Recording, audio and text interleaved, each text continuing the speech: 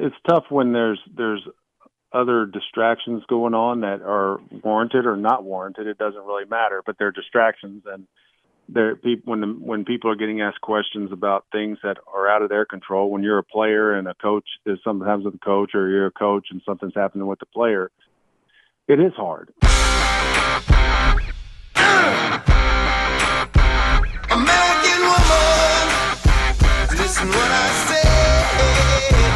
Kyle Caskey has been on our show before. He spent more than a decade in the NFL with a variety of teams, Cincinnati, Detroit, most recently Jacksonville, as an offensive assistant working on blitz pickup and pass protection. And his last year is crazy, even by coaching standards.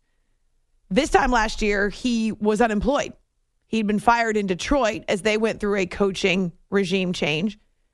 He got hired in Baton Rouge, moves his family to LSU, and then before the NFL season kicks off, he's in Jacksonville on Urban Meyer's staff, which, of course, was a season and a story that could provide plenty of material for its own documentary. A season of turmoil with nothing simple, nothing easy.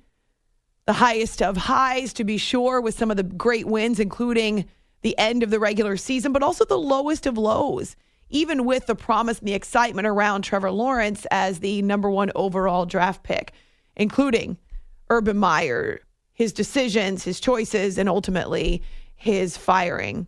So we're pleased to welcome Kyle Caskey to the show now. And Kyle, I know this season, just from our text messages, has featured such a wide range of emotions for you, both personally and professionally.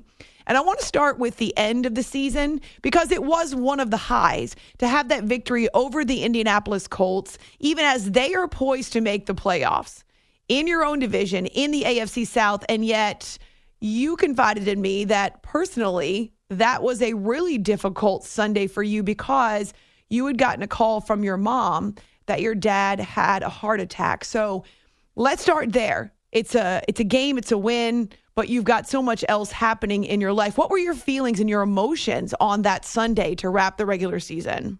It was very emotional when we won. I walked out on the field at the end of the game, was like, just looked around and thought, who knows if this is my last NFL game? Who knows if this is the last game I've gotten to talk to my dad beforehand? It was a lot of emotions for me going through that. But for that team in the locker room afterwards, for a team that was, 3-14, there was a lot of emotion in there. And I'm not saying that we felt like we won anything, but the fact that we finished and did something, to at least be positive to end that tenure there, I thought that was a really cool thing to be a part of. When you got that call from your mom, was it a tough decision to stay or to go and be with your dad?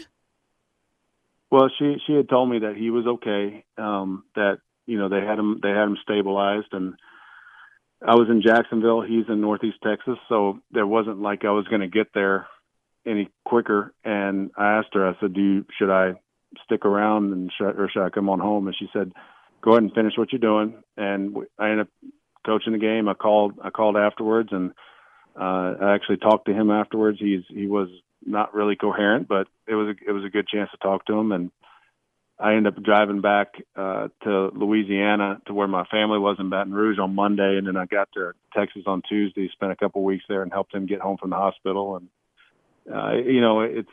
it's tough when you see the guy who you think is a Superman and your father that is in such a fragile state, but he's doing okay. He's getting better, so we're moving forward with that. So that one of the highs for you as a coach and for your team, and of course, great news about your dad now. And I know you've been able to spend some time with him, Kyle. But looking back at some of the low points, certainly Urban Meyer was on the hot seat for a good portion of this season for his decisions and the way they impacted the locker room. What were the ramifications for the players themselves who were having to answer questions and deal with it and then try to focus on football at the same time? Yeah, it's tough when there's other distractions going on that are warranted or not warranted. It doesn't really matter, but they're distractions, and when people are getting asked questions about things that are out of their control, when you're a player and a coach is sometimes with a coach, or you're a coach and something's happening with the player, it is hard. And when the players are having to answer questions and then having to go out and perform. But the good thing about NFL players, and I've learned this over the years I've been in the league, is NFL players are resilient. They're going to not let a whole lot of stuff bother them unless it's personally bothering them. So a lot of times when these guys get asked these questions, they answer them, and then next thing you know, they move on. They go to their meeting or they go to practice, and they just kind of move on. And it just, the trickle-down effect was more, dealing with just everybody. It was every day. It never really went away. And, that I think that's where it kind of gets to you as a player and as a coach. It's just when things just don't kind of go away. And I think when you win, things go away. It's like there's a big sign in the Cincinnati football facility. Well, it's Paul Brown Stadium. It's in the bowels of the stadium there, but it says winning cures everything, and or actually it says winning makes believers of us all, and it's a Paul Brown statement. And that's one of those things I believe that if we would have been winning, if we would have won a couple games early on, I think all that stuff would have gone away.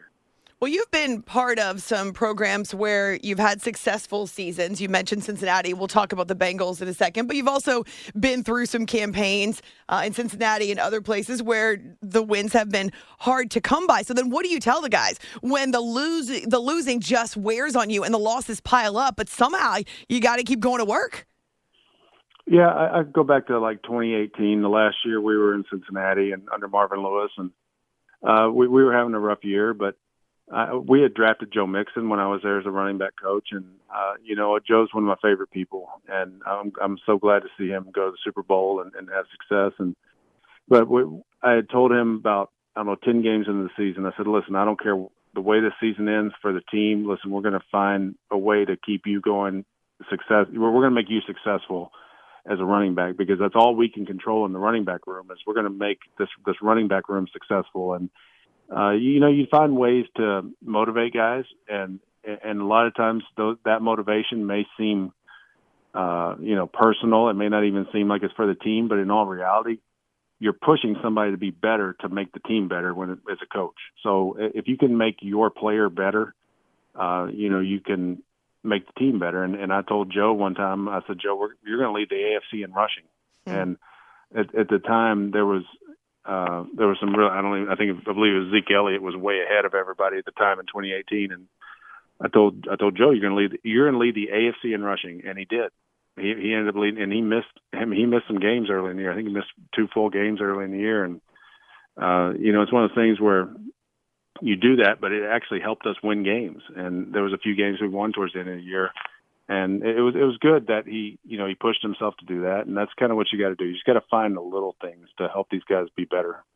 Kyle Caskey is a longtime NFL offensive assistant coach, and he's mentioned Cincinnati, spending this last year in Jacksonville, also in Detroit for a couple seasons as well. So kind of ties all over the place to guys who are in the Super Bowl. It's After Hours with Amy Lawrence here on CBS Sports Radio. Well, so let's talk about Cincinnati and seeing some of the guys that you worked with get to the Super Bowl after winning the AFC North and knocking off a couple of powerhouses in the postseason. How cool was that for you to know that you had guys who were playing on the sport's grandest stage? You're always happy for the guys that you've helped, get to that point. And I wasn't around Joe Burrow. He wasn't there when I was there, but that kid's really made that team into what they are. And his coach was with us. Dan Pitcher is the quarterback coach there, and he was with us. And then Joe Mixon, CJ Uzoma, those guys that were there with us that whole time. It's really cool. And you got Kevin Huber and Clark Harris and all those guys in the special teams group, and it's really cool to see those guys being able to go and do that. I wish I could have been a part of it with them, obviously, but just being able to see them on that grand stage it really does. It makes everything you do worthwhile, and you strive to get to that point. It's so hard. People don't understand how hard it is to win the NFL, much less get to the Super Bowl. So it was cool to see them get there. piggybacking on that, in 2019 and 20, you were in Detroit and you were working with the offense. You were the running backs coach there. Matthew Stafford gets traded actually just over a year ago, now being on the winning team with the Rams. What prepared him? What made him ready to finally break through with LA?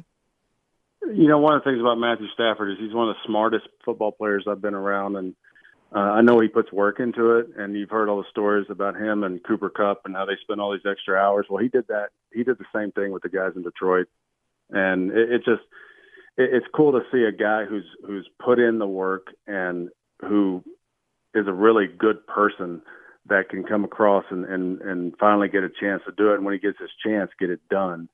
And alongside of him, just throwing it out there, Andrew Whitworth was in Cincinnati with us for all those years too. That's right. That's right.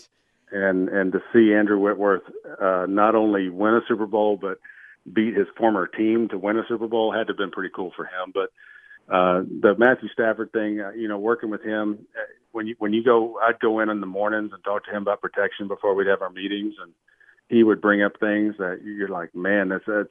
Yeah, I agree with that. I didn't, I saw it, but as long as you're seeing those, he sees things in the game that happen so fast, and he understands it, and you can kind of go to him and say, hey, if you see it, make the call how you see it. And there's some quarterbacks that can't do that. Some quarterbacks have to have a set rules, and sometimes there's rules that just get thrown out the window because he sees something that's happening on the field and he can handle it and he can change whatever needs to be changed and get the call right.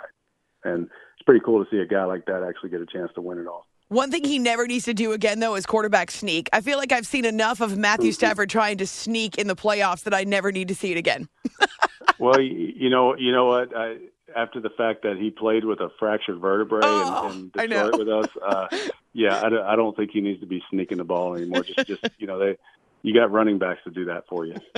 Let's talk about Trevor Lawrence, who obviously had a very difficult rookie year. Not all on him. I mean, people focus so much on quarterbacks. It was difficult, and he mentioned it multiple times. Never lost this much in his life. Never thrown this many interceptions in his life. But let's accentuate the positive first, Kyle. What were the great qualities that you saw with Trevor in his rookie season?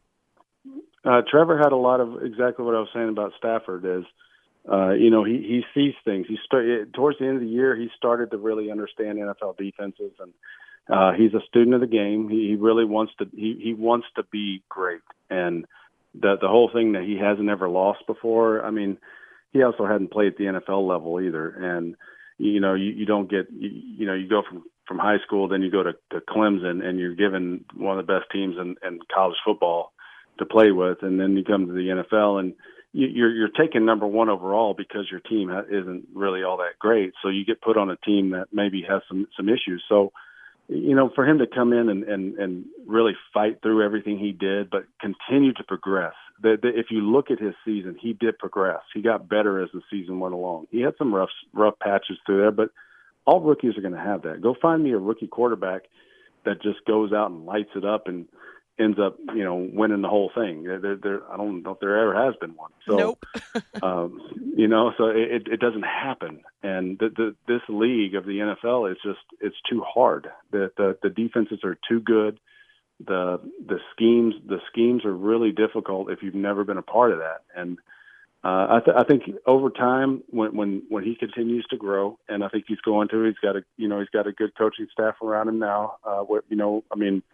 Doug Peterson is a winner, and I've known Doug for a little while, and I got a chance to talk to him. Just didn't, unfortunately, didn't work out for me to stay. But I think they're gonna. I think he's got a good chance to be good, and he's going to continue to progress. And he's got the right mindset. Plus, he's a good-looking dude. So, if it doesn't work out, he can find something else to do.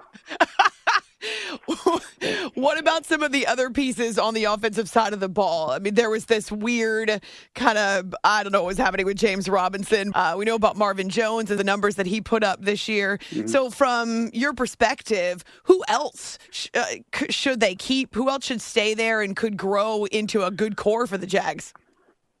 Well, Marv Jones, I've been around Marv for my entire career of the NFL. We drafted him in Cincy, then I followed him to Detroit, and then I followed him to Jacksonville. So I've followed him around quite a bit. And Marv is a very good player, and if Marv continues to be around there and do what he's been doing with Trevor, I believe that he's helping Trevor because he helps Trevor see things from the receiver standpoint that, not a lot of guys are able to teach a quarterback. And I believe he's a good teacher when it comes to that, which is something that he brings to Trevor. And then there's a guy, Travis Etienne, didn't play this year, and I was around him quite a bit with the running back room. And I believe when Travis and James Robinson become, the duo in the backfield, that's going to be a tough duo to deal with. You're talking about with the New Orleans Saints when you had Mark Ingram and Alvin Kamara, you're talking about that type of backfield. You've got thunder and lightning back there, and when that comes around, that people don't understand how much a receiving threat out of the backfield helps you out as a quarterback. You can get great receivers, and that everybody sees that, but that's going to help him out a ton whenever those two actually get going from the backfield. Kyle Caskey with us here after hours on CBS Sports Radio, longtime NFL assistant coach, and was with the Jags this last season working on blitz pickup and pass protection, which obviously were a struggle. So what about the offensive line? Would you say that's the number one area that needs attention this offseason? Well, believe it or not, I believe we ended up ranked 9th in the league in sacks allowed. So I think we were actually okay when it came to the blitz pickup and pass protection. So I'm just going to throw that out there.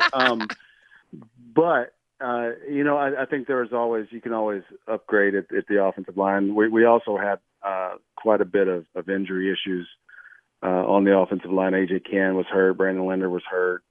So there were some things that we dealt with throughout the year where, you're dealing with some injuries to some guys who were already starters on the line. Tyler Shatley stepped up as a center, really came in halfway through the season and did a heck of a job, especially with a rookie quarterback. And to have him come in and do that was great. But, I think you do have to look at that and see what's going on. But you have to solidify the offensive line, no doubt, and especially with a quarterback. And I think that's where, everybody was all on the Bengals all year about, how many times Joe Burrow was getting sacked. And at the same time, they made it to the Super Bowl. So you can't, you got to kind of look at what's going on everywhere else too. But yeah, you do have to solidify that offensive line. What will you take away from your crazy year of going from unemployed to LSU to Jacksonville and now back looking for another gig? What will be either the lesson that you remember the most or what you take away from this experience? You always got to just live in the moment, and you got to be able to enjoy what you're doing, because if you don't live in the moment, then you're just going to regret what you missed. Because, I could sit here and say, I wish I would have just taken the whole year off. Well, you know what? Who knows where that would have led me? And the fact that I got to be around a whole new staff, I got to be around. I have a lot of great friends now just from my short time in Jacksonville, and they're all over the place now. And that helps you as a coach sometimes, because when your network expands and then say a staff gets fired, that doesn't mean that every coach on that staff was a bad coach. Some of those coaches are going to go off and be very successful and may have a chance to hire you down the line. So, it's all about expanding your network. So I think that's where it's been. I'm happy I did it, and it was hard being away from my family, and it was a struggle. But you know what? We're a strong family, and we're going to fight through everything we do. And we're together now, and I've already told my almost 5-year-old and my 3-year-old. Obviously my 4-month-old doesn't know what the heck I'm saying, but the other two, I told them, I said, listen, Daddy does not have an apartment anymore. Daddy's living with you from here on out. So we're done doing that. But yeah, I think I learned a lot about just appreciating what you got and appreciating the moment. Not to mention those victory celebrations after Buffalo and Indianapolis had to be a blast, because weirdly enough, the Jaguars, it was a tough season. We knew it was going to be, but those are 2 of your 3 wins. No doubt. Well, actually, all 3 wins came against winning teams, because Miami was our 3rd win, and they had a winning record. So, that's very weird that we actually, the 3 wins we had were probably the 3 that nobody would have thought we would have won, and which is unfortunate because we should have played better than the other ones and done all right. And honestly, if we would have kept going, if we would have played another couple games after the Indianapolis game, we probably would have won them. And I really think we were heading in that direction. And that's why I feel when you look at the Jaguars, they're going to get better, and the core of that team is going to get better. How much does it have to do with the fact that there was a change at the top, that Urban Meyer had been removed? Was it that big of an impact on the team? I don't know at that point, because we ended up losing, I think, 3 or 4 more after he was let go, and it wasn't. I think that last game, I just think we were all kind of coming together. It was one of those things that it's January the 9th, which is weird because that's like the latest a regular season's ever gone. And, we're all looking around at each other and thinking, man, it's, middle of January and we're still playing football together. And, hey, let's go do this. If we're going to be here, let's go do it. And I think that's kind of the mindset we had at that point. Kyle, when we first had you on the show, it was roughly a year ago, and you were also looking for a job. So what a difference a year can make. At the time, we talked about Mac Jones because you were working with him before the NFL draft. And then we talked to you again after he got drafted by the Patriots. You were so sure that he was going to be successful as a rookie, and he certainly was. What gave you that confidence in him with New England? Because when I worked with him, he was already speaking the language, and I knew that if he could get into a situation where they didn't ask him to do everything, that he would be successful. And when he went to the Patriots, one of the Patriots, the things that they do well is they, really play to their players' strengths. So if Mac is a rookie, so of course he's not going to be able to come in and just run the whole thing. And even though he may think he can, or they think he can. You don't expect that from a rookie. So they put him in situations where it was like, you know what, we're only going to give you this much for this game. We're only going to give you this much for this game. And he did it to the highest level. And, it was cool to see him. It was cool to see him really come around, because just the guy I was around for those few days that I was working with him in the spring before the draft, where we were talking about pass protections and, all the different exotic defenses, and he was just calling it out. And I'm like, this guy really has a higher level of intelligence for NFL football than most rookies do. So it was good to see him actually take that to the field and be successful with it. I don't know if you watched the game where he was only asked to throw 3 passes in that crazy wind in Buffalo, but that was one unique situation for a QB, one that I've never seen before. You know what, though? He was asked to throw it 3 times. And if I'm not mistaken, they won that game. Yes, that was the Patriots in Buffalo. If I'm not mistaken, they won that game, and he was asked to throw it 3 times. So you know what? He was asked to throw it 3 times. He threw it 3 times, and they won. And that's the, like I said, they play to the strength of the players, and I think that's what, when people talk about Belichick and all the stuff that they've been doing in New England, that's one of the things they do really well. It's interesting right now because there are a bunch of teams that are shopping for quarterbacks. Either they desperately need a quarterback or they would like to upgrade. And yet this is not the same kind of a draft as what we had last year. And there just aren't that many free agents, high-level free agents who are available. Even as we're talking about coaching carousel, what were there, 9 teams that replaced their head coaches, not to mention all the staff that had to be filled in. So coaches flying all over the league and changing jobs and changing hats, but it's not that different than what we're about to see, I think, in free agency and just the frenzy this time of the year. It can be so nuts, Kyle. Yeah, and the fact that there was that many changes kind of shocked me. I didn't think that'd be that many, but the thing about it is football's football, and you got 11 guys versus 11 guys, and you just got to figure out how to put a team together where the guy that you got leading it, which is the head coach, can put together the staff that can develop whoever's at quarterback. Now, problem is, you're going to have some teams that have a much better quarterback than others.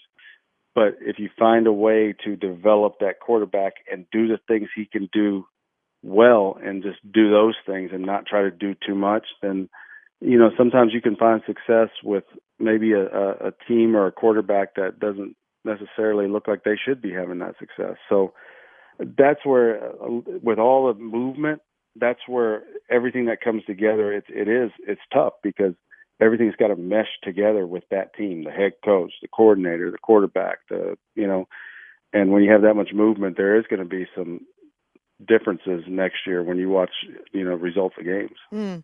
Kyle Caskey with us here after hours on CBS Sports Radio. You were in Cincinnati for 9 seasons, and we don't see that in many places anymore in the NFL. Obviously, in Pittsburgh, Mike Tomlin's been there now for a long time. We know about Bill Belichick. I mean, Sean Payton steps away from the New Orleans Saints. He was one of the longest tenured. John Harbaugh in Baltimore, but it's relatively rare. At the time that you were in Cincinnati for those 9 years, did it dawn on you that you were in a really special situation? At first, no.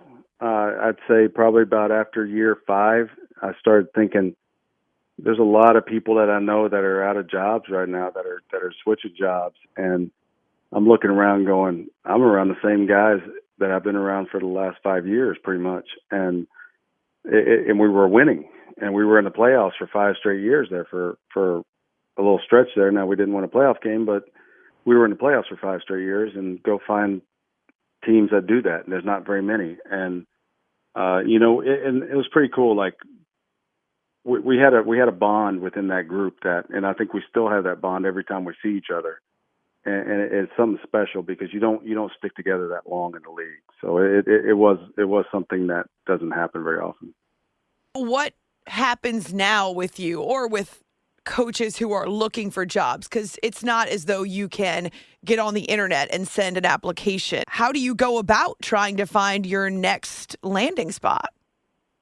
It's just all about network and connections and people that know you, and like you end up getting a phone number and you send a text or make a call and you never get a call back, and then you just kind of move on. And then a friend will call you that you've worked with in the past and say, hey, I think this job might be coming open. Why don't you give this guy a call? And it's constant, phone, just juggling the phone and watching the phone, seeing if it rings. And there's some days where the phone might ring 3 or 4 times. There's some days it doesn't ring at all. And you just kind of go with it. And, I've got to look at the blessings in my life, and the days the phone doesn't ring, I still have 3 boys and a wife at my house that I love and that are supportive of me no matter what. So, we'll figure it out as we go. And I think that's the way all coaches, should look at it is, if you don't get the job, if you don't end up getting a job, or if you don't get the job you want, or whatever the case may be, then